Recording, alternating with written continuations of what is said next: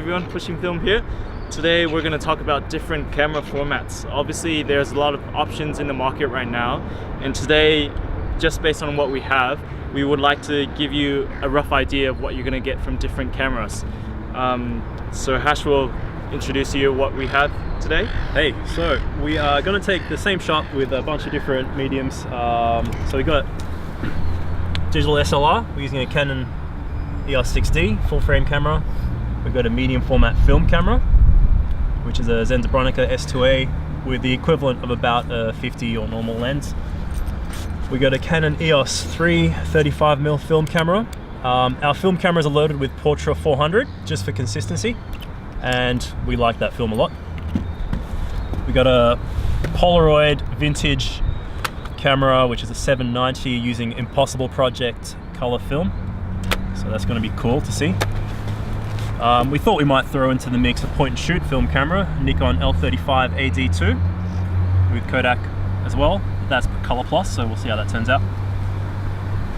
We're going to use an iPhone because that's what the majority of people are using now. The most used camera in the world. So we need to make a comparison between, how an iPhone shot compares to a lot of these ones. It'd be really cool.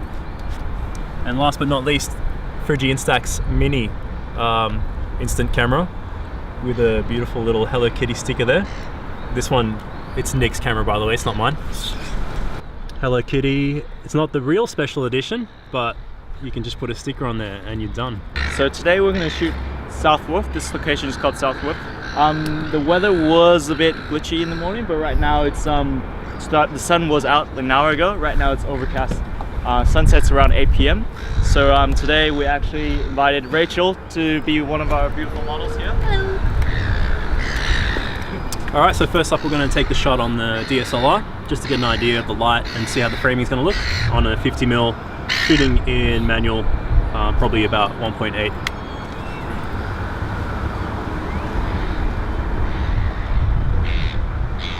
Cool, so that looks pretty good. So next up's Bronica 6.6 with a 75mm lens. I'm gonna do a light meter reading on Rachel's face first, and I'm gonna overexpose a one stop over.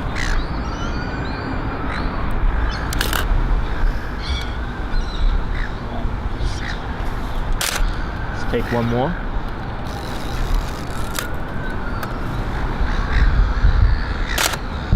Cool. Alright, next up we're going to use the 35mm SLR with the Portra 400 as well. Same lens. I'm going to shoot it at 1.8 as well, just for consistency, which would be really interesting to see same framing taken on film.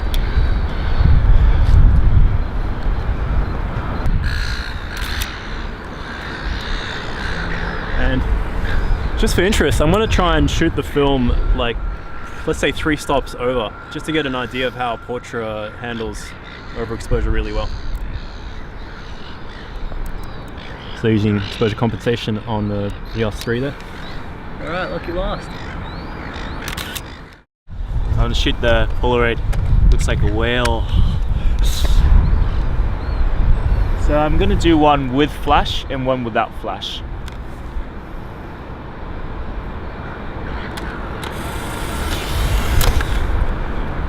Three, 2, 1. Good. Right, so next up in the mix, Nikon point and shoot camera.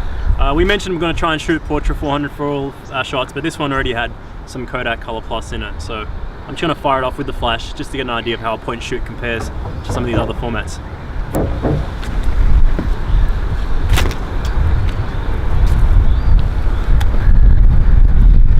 This one's 35mm, it's going to be a little bit wider.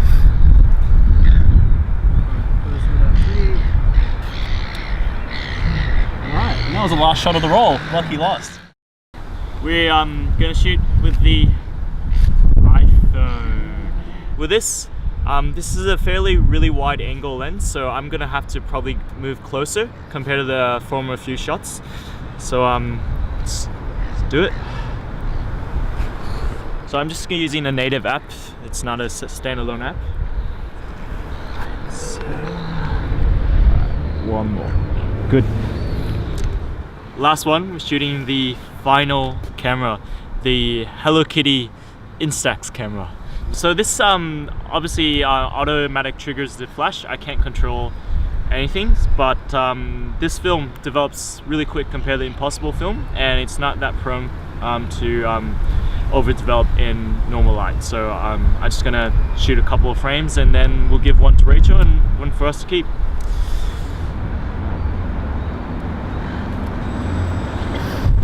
Great. Alright, so that concludes all the shots with all our different cameras. So we're gonna go and have a good time finishing off these rolls of film and go back, develop it all, have a look, and give you a comparison at the end of the video. Hope it develops. We don't mess it up. We won't mess it up. We won't mess it up. Alright, let's go. Cool.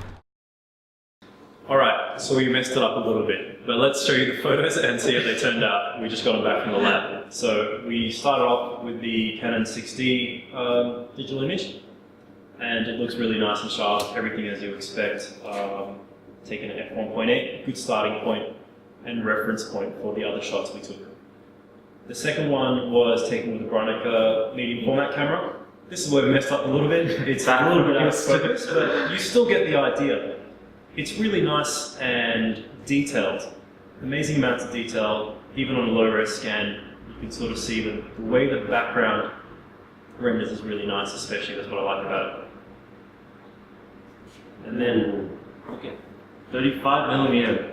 So the colors rendering are really close to the 120s. Very, very close. It's just the grain is a bit more, a bit coarser. But in terms of the pop and like how the subject itself stands out, it's like looks really good. Looks really, really good, because we're looking at the 60 was same lens, and the 35mm is the same lens, but to me it actually looks very, very different. We'll do a side-by-side comparison of the important shots like that a bit later. Yeah. And we got next. Yeah, we got the Polaroids. Yeah, we used the Polaroid next. Yeah, Polaroids next. Yeah. So we'll chuck up some scans of those for you guys to see. Yeah, exactly. They're really blue though. Yeah, interesting. So they came out really blue because what we understand is that these need to be put in a relatively sort of warm environment. Once you've taken the shot and they need that 40 minutes to develop, you need to either put it close to your body heat or something like that when it's taken on a really cold day like we did that day. So not the most impressive photo, I think. Yeah. The one with flash, yeah, looks nice and sharp, yeah. Very detailed. Without flash, not that flattering. Yeah. You have more ambient light, but at the same time there's lots of vibration in the shot. But your foreground subject, she just disappears. Yeah, and exactly. Not really doesn't stand out. You kind of need the flash with these. Yeah, there's no separation. What we might do is maybe talk about Impossible film and instant film in a completely separate episode and really focus on that, because we would really like to sort of try Impossible again. Maybe try the newer stock, make sure it's in a nice and warm environment once we take it, and give it a shot. Format is quite nice. Alright. So the color plus is very, it's Kodak film, but it's this was taken on the Nikon 35mm point and shoot camera, yes. So very interesting rendition. Yeah, very, very interesting. I like it. I personally like it as well. The colors are really, really nice. Yeah. I mean, we quickly popped this side by side with Portra. Portra's color rendition is very different. It's sharper and it's more favorable on skin tones. Color Plus is quite saturated. It's very it's not a saturated gold, but it's just it looks similar to Kodak Gold. Yeah. It's still nice on the skin tone. It's got a pastel look, good contrast, and it's a $2 film. Yeah, exactly. Or $5, whatever. It's a cheap film. Can't go wrong with that. It's really warm. I guess it's very good for a general purpose. What have we got next? Yeah, we got the iPhone. The iPhone. So the iPhone, it's just the shot is the same. Everything is in focus.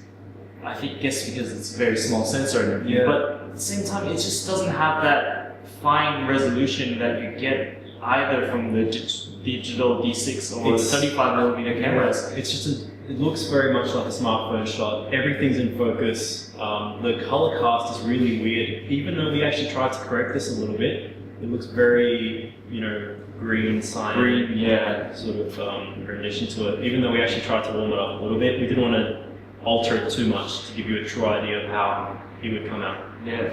Alright. Next up, we have Instax Mini Photo. Yeah, Instax Mini Photo. So Instax, no big surprises. I had shot this film quite a while, a couple of years ago, and it's like it develops really, really quick. The format is much smaller to the Polaroid, but I mean, it turns out really, really nicely. For an average user, this is super easy to operate on. You got a couple. They were both taken on flash, but they both look pretty good. Yeah, they're pretty nice. Yeah. And the beauty of this is it's cheaper. It's passport size. Yeah, it's easy to sort of get your hands on it. Yeah, it's very popular. Yeah. And even though it was really cold, it didn't seem to affect development because it just develops really quickly. Actually, I'm looking at the skin tones actually look really nice for itself. I actually was surprised by Instax. I've never used an Instax camera. And this would actually make me think, hey, for the price point of the camera and the film being not too bad compared to Impossible, Instax is really good, and Fuji knows what they're doing when it comes to instant film. Yeah. Alright, so let's do some comparisons. Yeah. So we have some photos here where we thought that it would be good to put them side by side, so you have a closer view of like what the differences are and like what we're talking about. Yeah. We're not going to compare every shot to every other one, but some of the ones we thought would be really interesting to see that we were looking forward to comparing. So first up, we've got the digital versus film. This is what everyone wants to know about. So on the left here, we've got the shot taken with the EOS 6D and the Sigma 50mm lens at 1.8. And on the right, we've got the 35mm film on Portra 400 taken with the EOS 3 and the exact same lens, the Sigma 50mm at 1.8 also. But immediately you notice that big difference in the way it's rendering the foreground and the background. That's what really stands out to me. It's like she really pops out of the background. It's got sort of like almost a 3D look.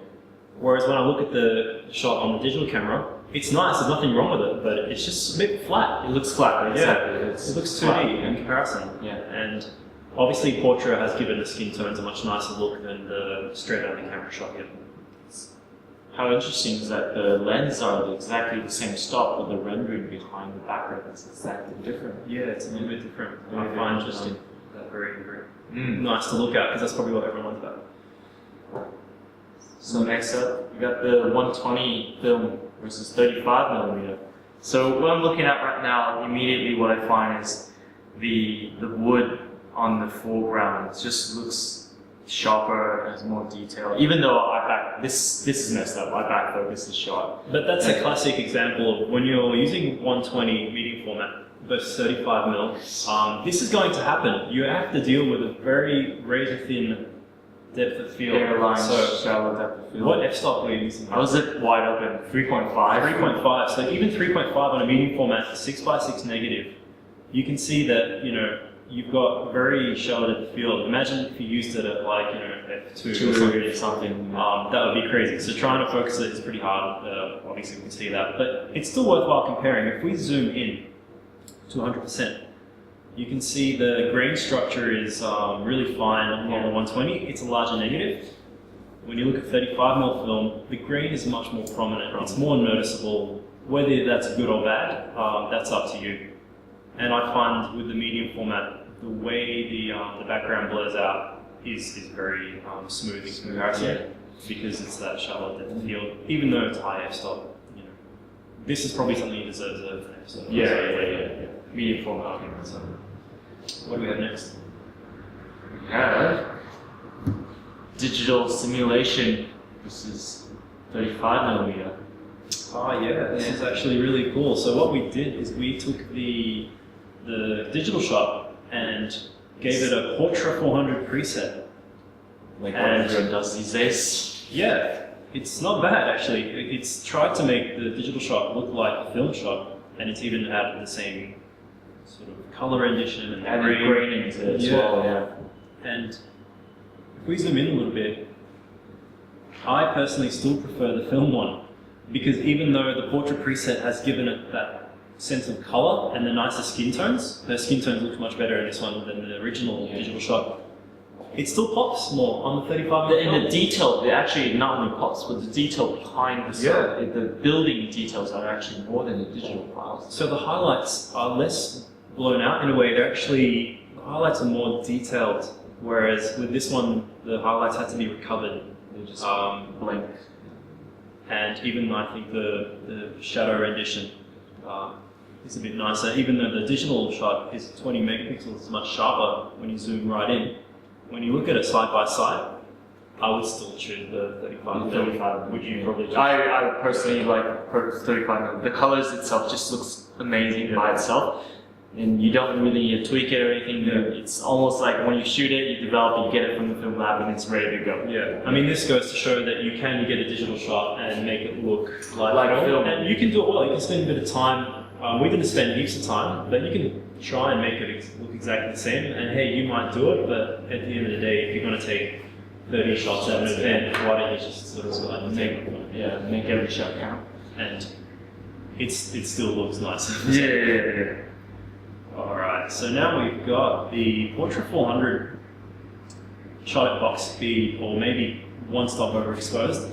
And this is the shot I mentioned that we were going to shoot with 3 stops overexposed just to see how it handles that. And as you can see, it's perfectly fine. If anything, the shot that was taken 3 stops over has a slight edge in sharpness to it, because if you look at the shadow detail around the hair and neck there, on the 1 stop over, there's no detail in shadow compared to the other one. The skin actually looks nicer when you overexpose 3 stops. That's right, the skin actually does look smoother because it's overexposed and it's being recovered in the scan. It just looks better for portraits. Yeah. I think this is why a lot of people will take their film, like Portrait 400, and shoot it at 100 speed or 200 half box speed. It has a bit of an edge to it. Like, they're both great, but this gives you an idea of how you're going to get a little bit more shadow detail and a nicer sort of look to it, especially with good films like Portrait or maybe Fuji 400H. Yeah. So that's all our comparisons for those shots, and what we're going to do is give you guys a link to all these shots on a Flickr page or something like that. Set up a pushing film Flickr page. So if you want to go online, check that link, you can actually sort of compare these shots for yourself, and you decide for yourself, what do you prefer? Do you like film? Do you like point and shoot, medium format? We will redo some of these in the future and focus more on some of the really important comparisons that we've done, but this is just sort of an introductory comparison to formats. So what we find here to take up is like, the formats are all there. We have your phone, your 35mm, you have your medium formats, your instant film and everything. So there's so many mediums that you can choose out there to actually achieve what you want. But the takeout point today is like, go out and just shoot whatever you like and just, find the medium that you like most, try to make the most out of it and make good photographs. Yeah, because one of the interesting things I find is that people say, I don't want to shoot film, it's too expensive, I've got to process and everything. But at the end of the day, if you spend $2,000 on a 6D or a full frame DSLR camera, you could spend, $100, $35, or even less. Or even less. That point and shoot camera cost me $7 at an op shop. Just like full frame. And the film is $5 a roll. Processing is $10, $15, depending if you get scans or not. So it's a low buy-in cost, and then it's just a high ongoing cost. Yeah. But it kind of spreads it out for you a little bit, and I find that's really cool. If you're getting into photography and you like the way that point and shoot camera shot really looked, why not go to an op shop and pick up one? Yeah. Or like your grandmother might have one in the attic somewhere. One step up, get a nice cheap SLR. Yeah. This body only cost me about $50, and the lens was about $100. And I've been using this for 2 years, and still results. Good as golden. Yep. You don't have to worry about sensors or anything. There's no upgrades. That's right. And everything. I think if someone is learning, they're going to learn a lot more by starting with one of these than buying a D750 or a great DSLR camera like that. Or chasing after every 2 or 3 years a new camera. That's right. I love shooting digital for work and things like that, but for fun and enjoyment and getting a really nice product without having to work on it too much. I think the film's all going to look really good. By itself just looks very good. Or even if you don't want to wait for processing, you want something that comes out quick as digital, but somehow feels more physical. Yeah. You always have your instant films that you can choose from. Another really good option. Yeah. And how much is an Instax Mini? So Instax Mini, a pack would be roughly, a shot would be like $1 or $1 Australian. With Impossible, they will set you back a little bit more. Yeah. They're roughly around 8 shots would be around 30 Australian dollars. And the camera itself is probably about $100. Yeah. Australian dollars. So. But what I find with Instax Mini, I didn't really like this format at first, but what I found is that it's so compact and small, and it's relatively cheap. What I can do is what I've been doing lately is taking photographs of things I found interesting. Yeah. And I would, pin it, put it in my notebook, and I'll start writing notes. I will crop it myself and just make a sketchbook out of it. Yeah. It's instant. It's awesome. instant, and compared to on Evernote or anything trying to clip photos and trying to arrange it on the computer, there's something very different. And it still has that organic film look, where if you were to take a digital shot and use an instant printer, I still prefer the look of the instant. The instant film. Yeah. It's more expensive, but it's worth it. Yeah. And with Impossible, once again, we didn't do this camera or film justice, I think.